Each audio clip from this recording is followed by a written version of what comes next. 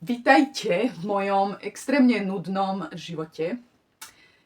Chcela by som vám odprezentovať, ako som spokojná s tým, že mám pomerne nudný život.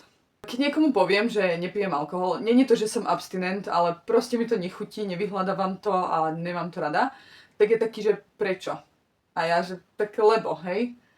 A je to niečo, že nejsom zaujímavá, keď nepijem, takže som nudná. A nevadí mi to. Som nudná, lebo sa so mňou nedá ísť na kávu, pretože nepijem kávu. Ak chceš, sadíme si doma, dajme si, neviem, vodu, čajík. Len tak, poďme sa prejsť, pokecajme.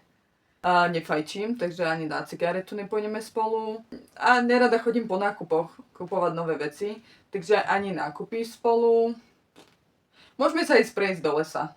Len chcem ukázať, ako človek môže mať nudný život a môže byť šťastný. A možno vďaka tomu, že mám nudný život, som šťastnejšia. Nekupujem často nové veci a vďaka tomu mám viacej peňazí proste na výlety, na spomienky, zážitky, ktoré sú pre mňa hodnotnejšie.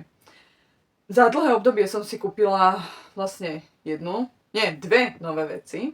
Kúpila som si statív, nad ktorým som rozmýšľala naozaj, že od januára. A na aute máme nové pneumatiky, pretože potrebovali vymeniť. Nemám proste nové oblečenie, za dlhú dobu som si nič nekúpila, nechýba mi to, nevadí mi to, aj decka vediem k tomu, že pokiaľ to naozaj nepotrebuješ, tak to nemusíme kupovať. Pokiaľ to potrebuješ a musí to byť nové, tak áno, poďme to kúpiť. Ale pokiaľ je to, že to chceš, tak si na to našpor. A takisto to mám ja. Keď niečo fakt, že chcem, ale to nepotrebujem, tak si to o toľko viacej premyslím, že či mi to naozaj dodá takú radosť.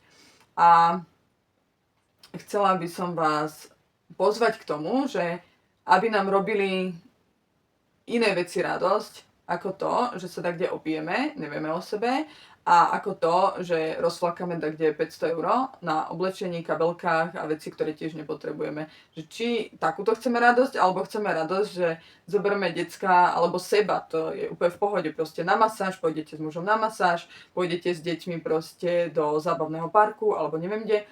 Či to není tá väčšia radosť, ako že aha, kúpil som si Louis Vuitton kabelku. Ja som si nekúpila, vyzerám podľa mňa ako úplne obyčajný človek, nudný človek. A myslím si, že je so mňou sranda. Alebo